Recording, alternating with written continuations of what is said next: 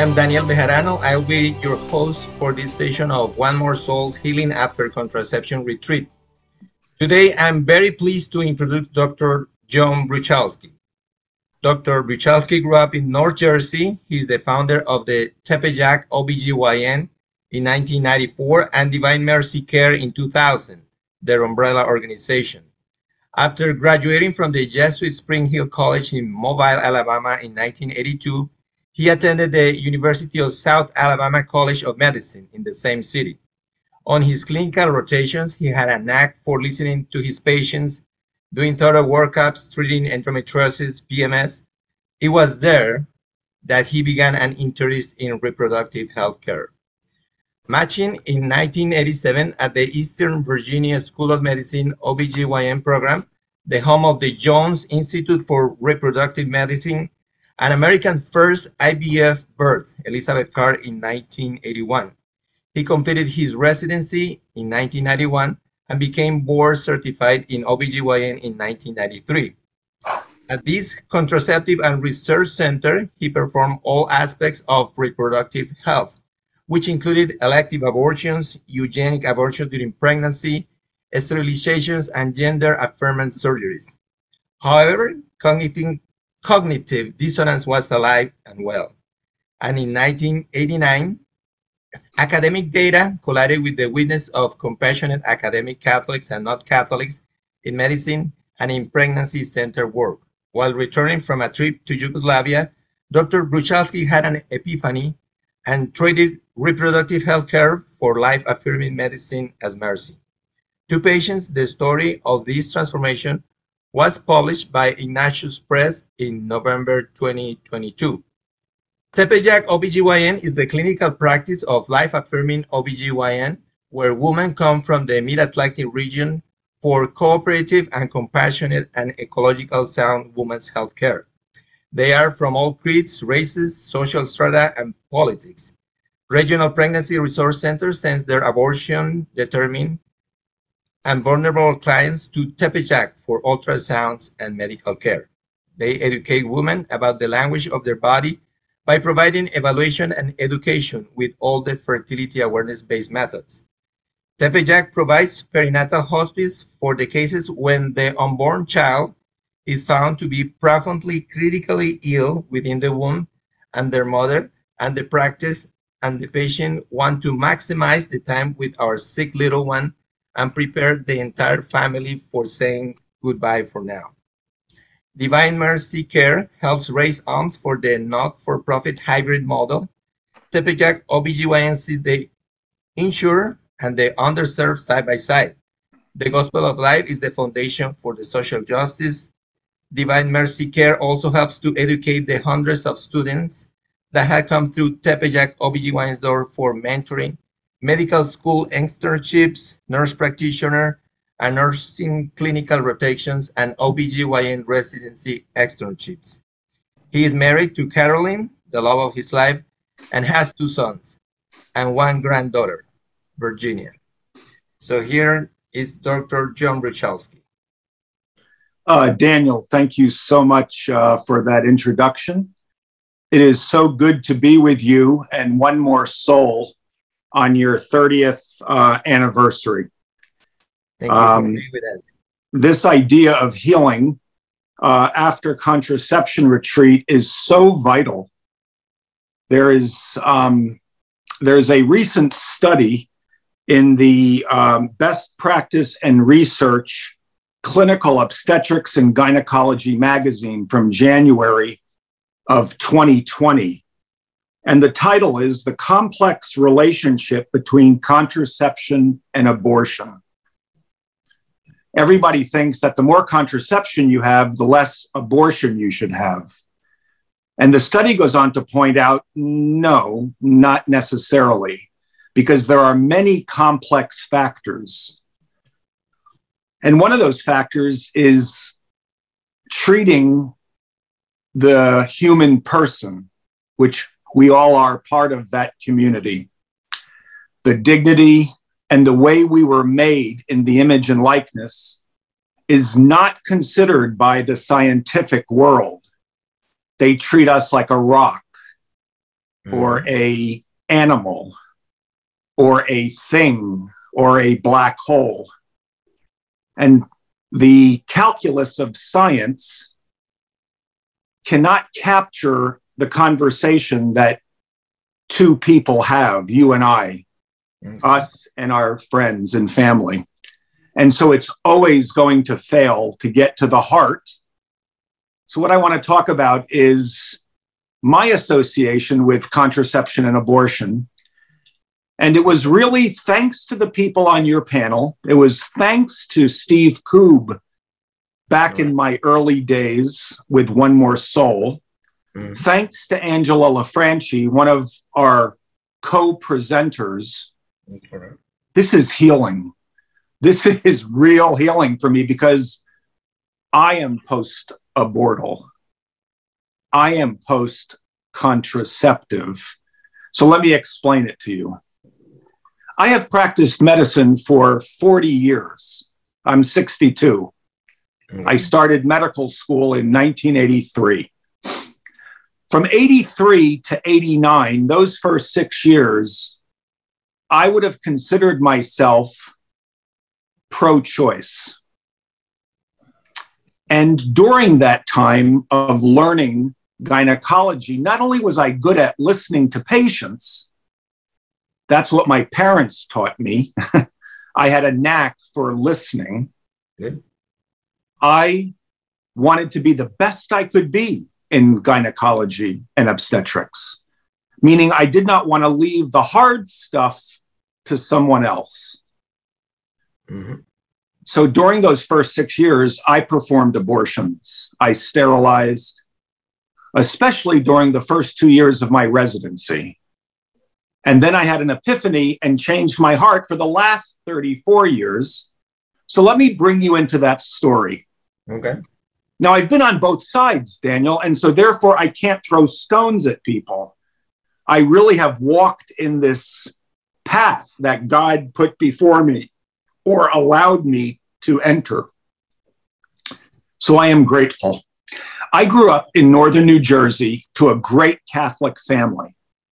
My dad knew about One More Soul and other fertility awareness. Back then it was called natural family planning, NFP only. And we were that type of family. Altar boys, Catholic education, Polish, praying the rosary every morning for the fall of Russia. And in my lifetime, I saw the collapse of the Berlin Wall. We attended 40-hour vigils. We went to adoration. We went to, we had aunts and uncles and cousins that were priests and nuns and missionaries. My family grew up in Poland, my extended family, during the Nazi occupation and during the Russian occupation and during the dark night of the late 70s, early 80s, when Solidarity, the trade union, began to be punished. Uncles being murdered in front of their children late at night by the police, all because they wanted to live their faith. This is how I was brought up. And yet when I went to school, Daniel, I became a people pleaser rather than a God-fearer. My friends and the educational Catholic system that I attended, well, Jesus is love. There's many paths to heaven. Just be a good guy. Jesus is mercy. He'll forgive you. Do your best. There was never a formation, and there wasn't a standard held accountable. Even though I grew up with names like Kolbe, Faustina, eventually there was Wojtyła, the Pope. There were incredible people in the cloud of witnesses that I learned about in our faith. I made a choice to kind of put that aside. And it begins just by that slowly boiling water with a frog. I'm the frog. So I'm the poster child for all of our children who have kind of wandered from the faith. My parents thought that the schools would reinforce their Polish heritage, literature, politics, the seminary, culture, filled with the principles of faith, bringing your faith into the public square. And then you die for that. Not so much. And it was in college that I had a knack for history and for medicine, biology, basically. So I applied to medical school, did not get in on the first time, but it was the women in my life, young girls, friends, who said, boy, we need to become equal to men, and you can help us do that, John, by taking off the chains of our fertility. Fertility was seen in the communist way, a chain, a binding agent. It kept you bound, barefoot, and in the kitchen. And since divorce was rising, women were out in the workforce, I could help them do that. So I did. And you start off writing for pill prescriptions. And then when they ask you if you want to do an abortion, I allowed one of my great professors, who I still think was an excellent teacher, to guide my hand on a first trimester termination. Now, this story is told in this book that Ignatius helped me published for me in November of last year, called Two Patients: My Journey from Abortion to Life-Affirming Medicine. So this is the story of how you end up where I ended up, in the slop. So here I was in my medical school. I was taking good care of patients according to my peers. And I got a residency spot at the Eastern Virginia School of Medicine, moving from Mobile to Norfolk. And that was a contraceptive research and development center. Now, I told my family this, and that I told them to their face that, Mom and Dad, times are changing, and I am changing with them. The culture became more important to me, the status quo of the culture, than my family. But what did my mom and dad do? Well, their eyes welled up with tears, but they never stopped praying for me. They said that they would pray their rosary for my return, my coming to a deeper understanding of the love of Jesus, and they would not forget me. And I was always welcome at home, but this was deeply hurtful because I was ending the life of another innocent human member of the family. And I told them I wasn't. Life doesn't begin until the mother says it does. It's conditional. And there are many good reasons for abortions, like poverty and sickness. Here I was telling that directly to my mom and dad's face. I know, Michael. I know, Daniel. And I spoke heart to heart.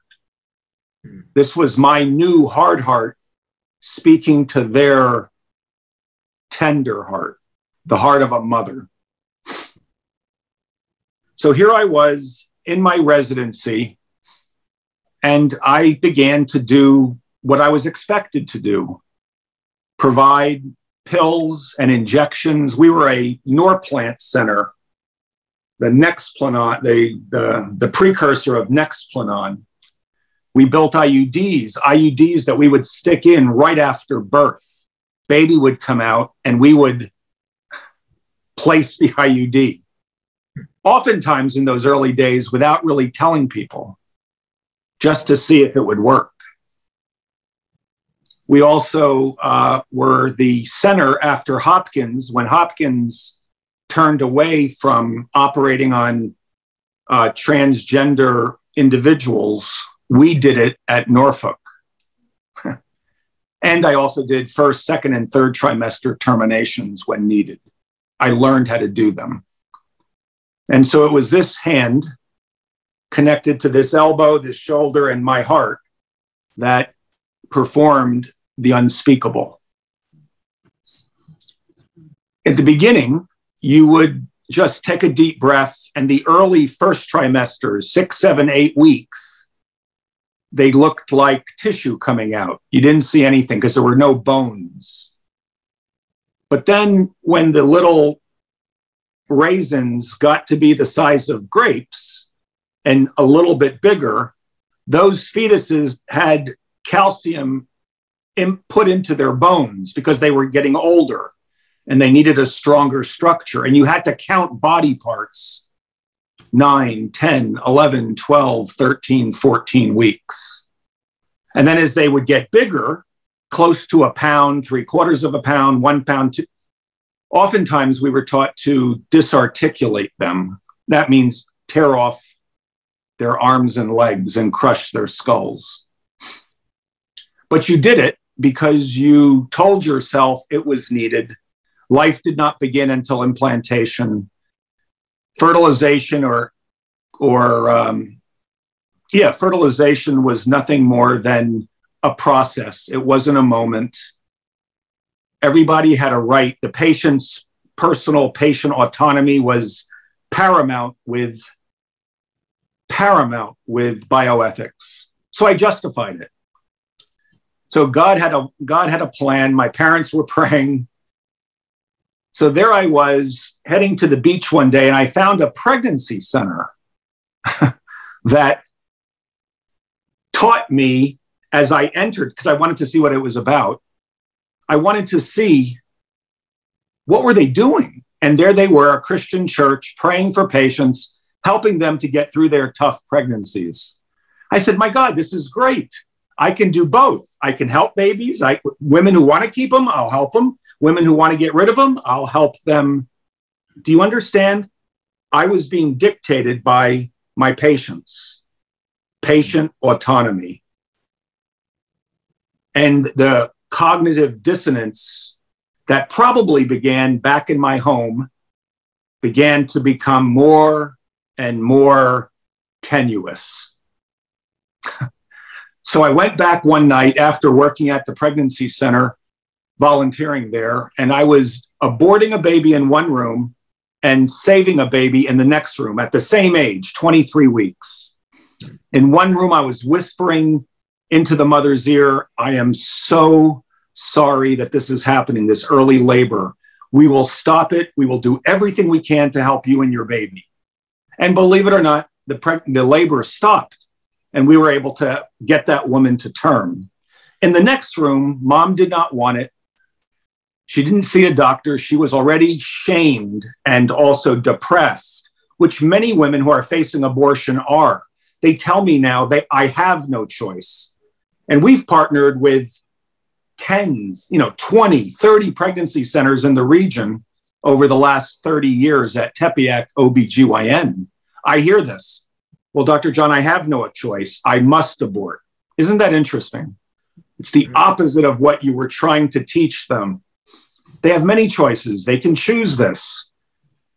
So I broke her water and I delivered the other patient right in the very next room. And we aborted her pregnancy, her fetus, her baby. It came out alive, Daniel. Daniel, I did not want it. She did not want it. The hospital didn't want it. And mercy back then, when it's not moored to truth and justice, becomes mercy killing. I was killing this human life because no one wanted it, and it would suffer if I let it be born. So I almost suffocated it with my towel, but I didn't. I picked it up by its head, and it felt a little heavy, so I put it on a scale, and it was 5 grams over 500 grams. In the state of Virginia, I had to call in the neonatal intensive care nursery to resuscitate this baby, the ICU for little premature infants.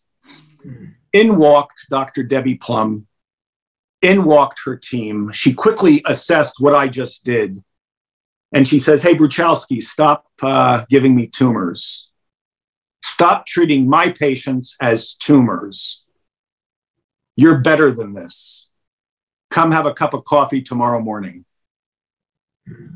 So I was volunteering at a pregnancy center, seeing love and care and compassion. I was working in the medical profession where abortion is considered good medicine. I now had a witness come up to me, a Catholic NICU physician, tremendous, and confront me. And the data that I had coming in over the last year and a half studying this science of abortion, abortion and prematurity, abortion and mental illness, abortion and breast cancer, the data was coming in. I had a witness. I was beginning to split. And then, as the story goes, this doctor spoke to me that following morning, recommended that I should go on a retreat, just like this retreat you're giving. But this was in a place in Yugoslavia where the Mother of God was supposed to be appearing. My mother, 3 days later, out of the blue, asked me to go with her 3 weeks later over a winter break to the same place. And I gave in. I said, sure, Mom. You can't disobey your mother. So I said, okay, Mom, I'm going to go with you. But the difficulties became every day before that trip. And on that hill, once again, in my prayer life, I heard a pro-life woman from Belgium speaking French to me, but I heard her in English. She told me many things. And when she left, in my prayer life, I touched the Sacred Heart of Jesus. And his mother, my mother, our mother, from the foot of the cross on another hill outside the walls of Jerusalem 2,000 years ago, she was the one that, in my prayer, put my hand into his side. I was on the ground. I was a man of unclean lips. I saw my whole life pass before me. And I was in hell. Hell. The center of hell is like Dante's Inferno. It's an ice ball. And I was trapped in the ice, the painful, the dark, the ice. They held me up. Johnny, in my prayer, Johnny, if you want to help my son transform the world, practice excellent medicine. See the underserved alongside the served. And oh, by the way, follow the teachings of my son's church. And oh, by the way, when you leave here, go show yourself to one of the priests in the parking lot where they were hearing confessions. Bless me, Father, for I have sinned. It's been 15 years since my last confession. Last week, I dismembered a 2-pound human infant. And it went on from there. If you can imagine the healing presence of what a sacrament is, the Eucharist, baptism, for us Catholics, it's the Word of God come alive. It's Jesus's recommendations. What you forgive is forgiven. What you held bound is held bound, he said the night before he died. That confession was truly liberating. And I went back to my residency with a mission. I was forgiven and I understood Catholic teaching. I understood that it was held together as a whole, and that the ethics of the dignity of the human person, the theology of the body, the witness and the exegesis of Genesis is real. Made in image and likeness, the original aloneness, made for each other, total gift, self. We don't have to use those words with people. We can just express it from our hearts and treat them this way. That's what Tepeyac became, Tepeyac OB-GYN. I go there back to Virginia Beach, and guess what? I meet Helen and Jamie Walker, who taught me the couple-to-coupling of natural family planning. And oh, by the way, my professor, Dr. Georgiana Jones, the mother and grandmother of the IVF world in the United States, a genius and a wonderful woman. She checked for mucus stretch. Medically, we call it spin-Barkite. For fertility awareness-based methods, it's our looking at fertile mucus from the crypts of the cervix. There was a connection there. But back in the day, they weren't punishing people who found Jesus. They just simply said, oh, that's between you and Christ. I can't get involved in that. They respected it. So for the last 2 years of residency, I was practicing life-affirming medicine, teaching other residents, sharing the joy and peace that I found. And whether I'm talking to other doctors in the hospital or whether I'm talking to other abortionists in my life, because I have friends on both sides, if you know what I mean, they want my joy or peace or happiness. And I have, how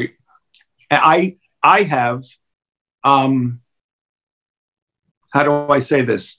I don't understand it. I just live it. And in a world where logic and language no longer carry common definitions, and we're in chaos, Archbishop Chaput would say, you have to witness love. You have to live it. So Tepeyac OB-GYN and Divine Mercy Care, which is what I would like to talk about for the last 10 minutes, is the practical, participating, experiential place where patients, practitioners, physicians, pastors, parishioners access to come alongside each other, to accompany each other into the truth of life-affirming medicine. And this is how my faith has influenced my medical practice. Tepeyac is put in the name because I turned away from the mother in Our Lady of Guadalupe's shrine. I heard, "Why are you hurting me?"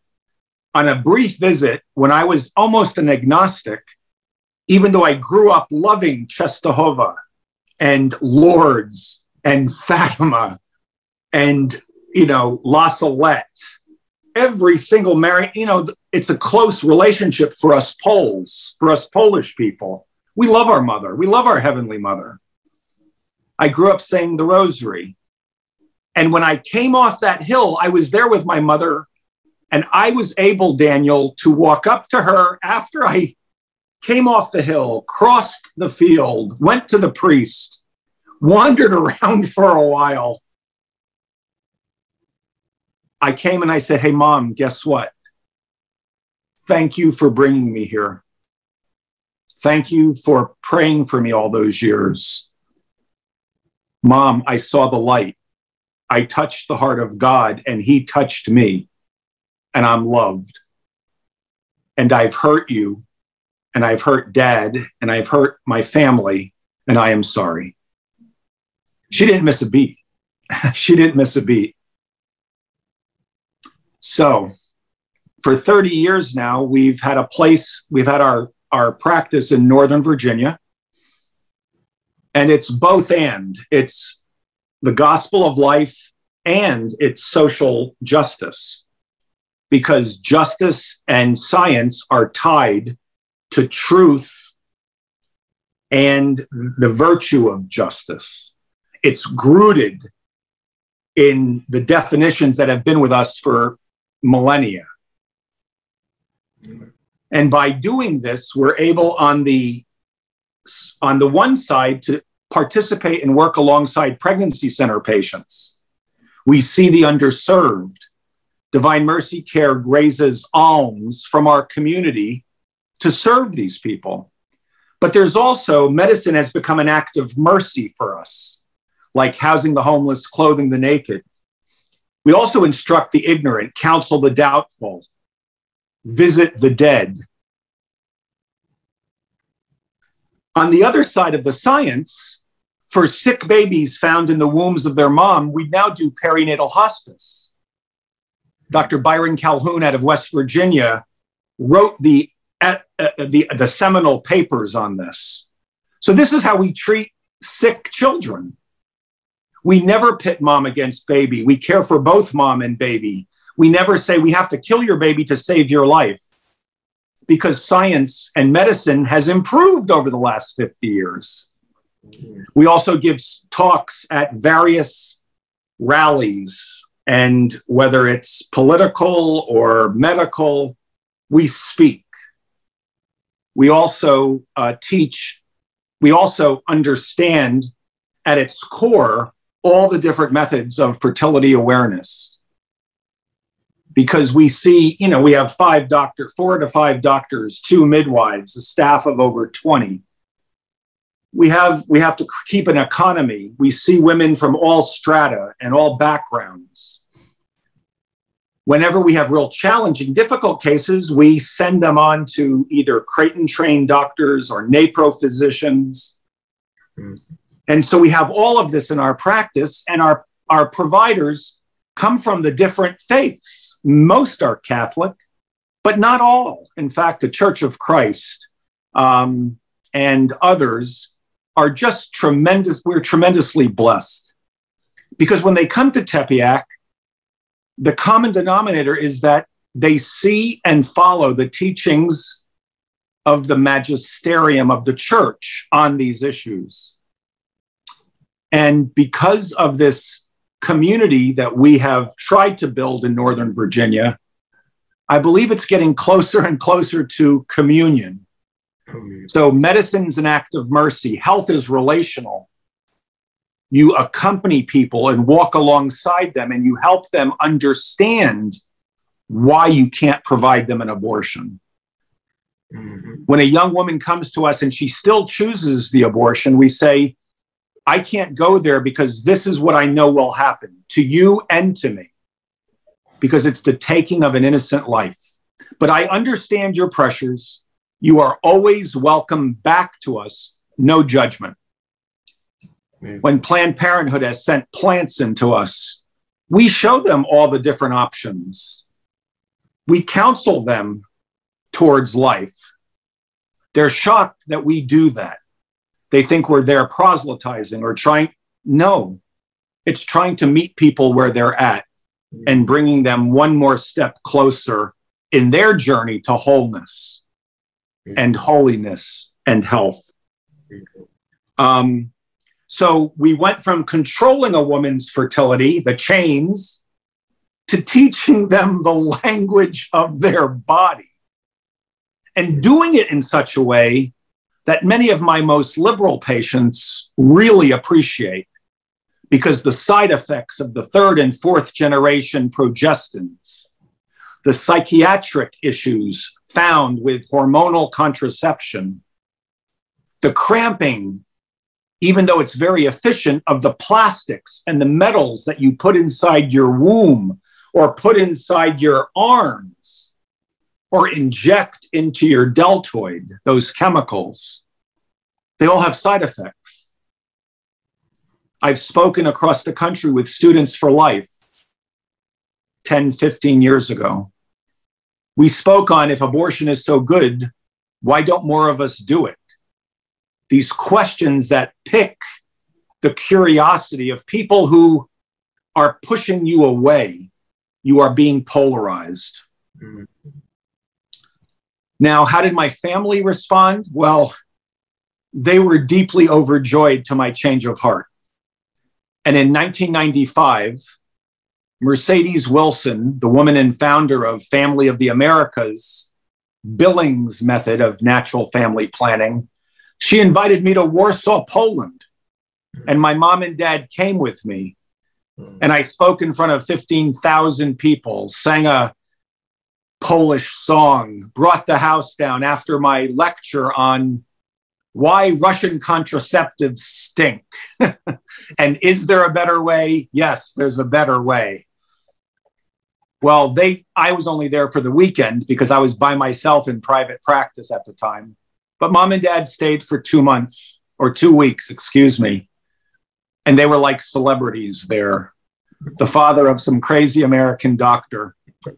Jesus and Mary and the saints took care of every little detail in my life, Daniel. And what I want to say to people is that, because what I'm going to do is it's about 30 minutes right now, and I'm going to close. Okay, perfect. Be not afraid. You were made for these times. This retreat, as you call it, the people speaking at this retreat, the others that are much more blessed in so many ways than I am, I'm their clinical, I'm the experience guy here. I'm like their opening act. If God's mercy reached someone like me, his mercy can reach anyone. And what I want to offer your audience is that if you have someone in your life that needs prayer support or conversation, especially in the medical world or in the relational world, the psychiatry of despair and sadness and addiction, have them contact me at divinemercycare.org. Why? Because I just went back to Guadalupe this year after not having gone there since the summer of 1987, where I told her to buzz off. I heard, "Why are you hurting me?" in my prayer. It's the beer. It's my lunch. Oh, it's nothing. It can't be you. Leave me alone. I went, and when I approached the basilica this time with my friends and my wife, she came out to meet me. The prodigal son came home. Whereas on the hill in Yugoslavia, I touched the Sacred Heart in my prayer and felt loved. I encountered a young, vibrant, Aztec woman who loved me, her Polish son. And she was filled with the second trimester of pregnancy. She had a visitation with me in prayer. "Johnny, do not fear any illness, vexation, anxiety, or pain. Am I not your mother? Have you not always been in the crossing of my arms? Have you not always been under the folds of my mantle? Have you not always been consecrated to my immaculate heart? I have been with you since that Good Friday a few years ago," she said, in my prayer. "Am I not the mother of your fountain for life? Is there anything else you need?" Well, I want to tell you, Daniel, those words were as true to Saint Juan Diego, Juanito Dieguito, Johnny James, as it is to Dr. Juanito, Dr. Johnny, to all the people who are listening today, no matter what faith you are, those last words of Christ, "Father, forgive them, for they know not what they do." That's how we need to approach those who led us astray, whether in the church or outside the church. Forgive. And oh, by the way, this is your mother. This is your son. I thirst. He thirsts for bodies and souls. And we have to remember that we are both and. We're just not something to be studied in the scientific method. Patients always die. We always fail as physicians. Mm-hmm. And whenever we use to destroy health like fertility or end the life, because abortion is always considered the backup to failed contraception, whether through politics or whether through medicine, it's always been connected. Not so good. And I think we're seeing more and more and more women now with this new women's health approach. It's far more than just abortion, even though we're at a year of Dobbs, which is thank God. But we're also there in a world where women are tired of the side effects, and they're going to look to more and more physicians to care for them, body, soul, and spirit. So, Daniel, I want to thank you. And I also want to just give a shout out to one more soul on this wonderful 30th anniversary. As we would say in Polish, 100 lat. Means may you live 100 years. All right. Well, thank you very much, Dr. Bruchalski. Thank you for your beautiful testimony. It's a gift for us, and show us that God is merciful. We want this message to be heard for as many people, women, men, family, and they deserve something better than the poison of contraception and abortion. So may God bless you. And thank you. And please, it's anybody there, Divine Mercy Care, all one word, .org. Okay, and they can reach out. And thank you so much, Daniel. And tell Lily, give Lily my best. All right. Thank you, Dr. Bruchalski. Bye-bye.